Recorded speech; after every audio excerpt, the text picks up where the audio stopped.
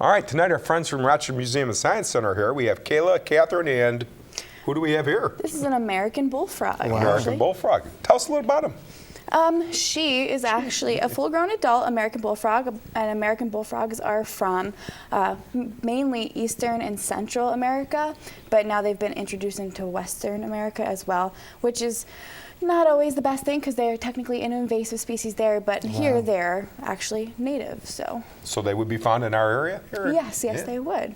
And when it gets cold outside, when it becomes winter, they burrow down in the mud to hide from the cold, and then they come back out when it gets nice and warm again. Right? Very cool. Could we find this in our backyard?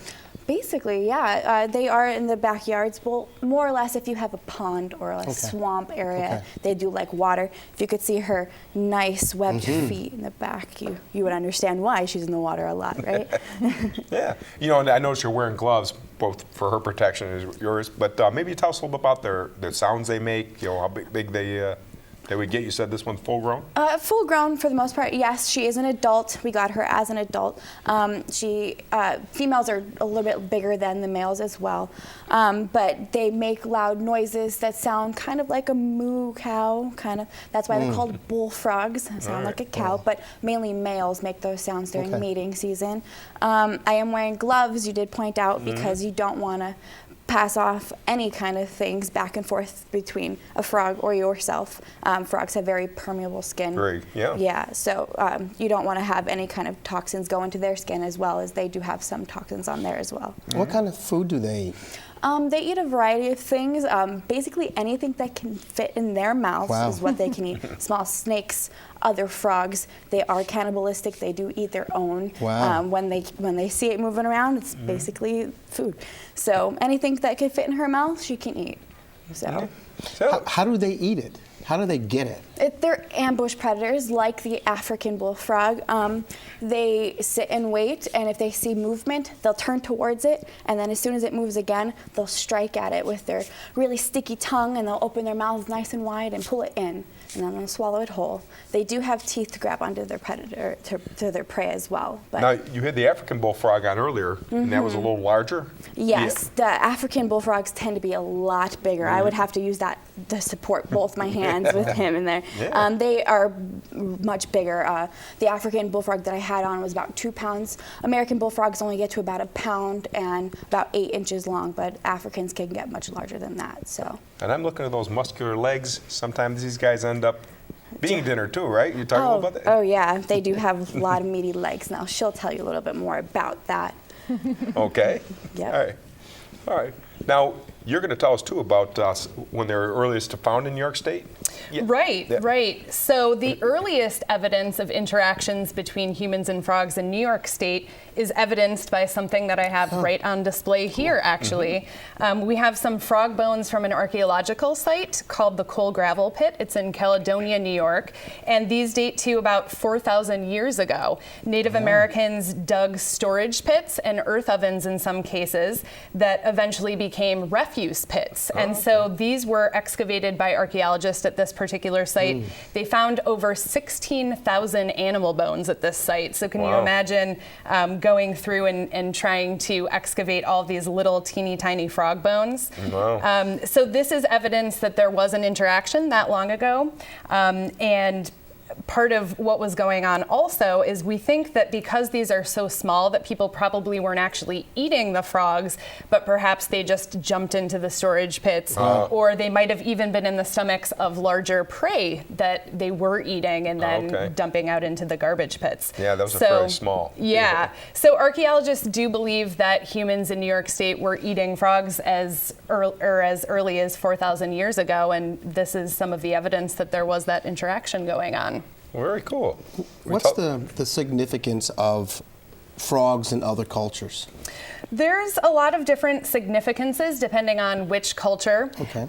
So another way that frogs are used by people is actually in weaponry, believe it or not. So another thing that I have here are some blowgun darts, actually. These ones are from Panama. So it's not likely that they were tipped with poisonous secretions from a Like frog. Indiana Jones or something, huh? Right, but there are poison dart frogs, and the Embera Indians in particular will get the secretions from the frogs and tip their darts and then use them in a blowgun. So I actually have an example of what that might look like. Okay. So this is an example of an indigenous person using a blowgun to hunt small prey. So these ones probably never were tipped with any poison because they're from an area that doesn't have a lot of poison dart frogs, but they're just an example of that And they would type of technology. Hunt monkeys, things like that with these, right? Yes, Yep. exactly. But the poison from some species is so poisonous that you could actually take down larger prey like jaguars or even Wow. humans if Wow. you need to. Wow. Yeah. And I see you have a book here too. Yeah, I also brought this book with me. So this is about Frog Leg George, who is an interesting Rochester character around the turn of the century. He lived here he was actually doing his craft, which was peddling frogs for sale to different restaurants and on the streets of Rochester. And he also sold dried specimens to lithographers to make their ink. So that's another Wow. way that frogs have been used by humans. So we actually have some photographs of Frog Leg George, of which this is one in the Rochester Museum and Science Center collection. And so this depicts Frog Leg George around 1929. Oh, wow. Now the laws changed in 1917, and so Frog Leg George wasn't able to hunt frogs in the same way as throughout the calendar year, the way he had before. So he had to change what he sold a little bit on the streets of Rochester. Oh. And what are the other things you have? Yeah. So I also have some other items that demonstrate the symbolic significance of frogs in some cultures. These are actually reproductions of miniature totem poles, and these are probably made. Well, the reproductions aren't, but the originals would have been made by the Haida people of Haida Gwaii, or the Queen Charlotte Islands.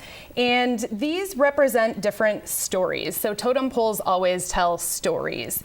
And some of the stories that frogs tell in the Pacific Northwest coast cultures have to do with stories of transformation. Sometimes humans have interactions with animals, animals have interactions with humans. Obviously, the life cycle of the frog is very transformative. So frogs, for that reason, symbolize transformation. They also symbolize good fortune in many cases. So stories that involve frogs often have to do with good fortune and prosperity and that kind of thing. So this is just another example, and you can actually see the frog there on the bottom of this totem pole, and of course the one that we have on top here. Now the originals would have been made from a rock called argillite, which is actually only found on Haida Gwaii. So this is a very special kind of material. The ones that I have here are actually just plastic reproductions that are from our teaching collection. So it's safe to handle these without gloves, actually. So if someone wanted to find out more information about these artifacts and see a lot more frogs, Yeah. what would they need to do? Please come to the Rochester Museum and Science Center. Our exhibit, Frogs, A Chorus of Colors, is up right now. You can see animals just like this one here and many, many more. We also have something going on at the Rochester Museum and Science Center on March 10th. It's a lecture by Jacques Robert, who's going to talk about the ranavirus and the African clawed frog. Oh, So he will, Xenopus. yes, exactly, very good. Okay. Well, very good. Well, thanks for bringing these guys on. Yeah, thank you so much for having us. All right. So, if you want to know more about this animal and others like it, go to our website, homeworkhotline.org, and click on the videos. And stay right there. We'll be back in a second.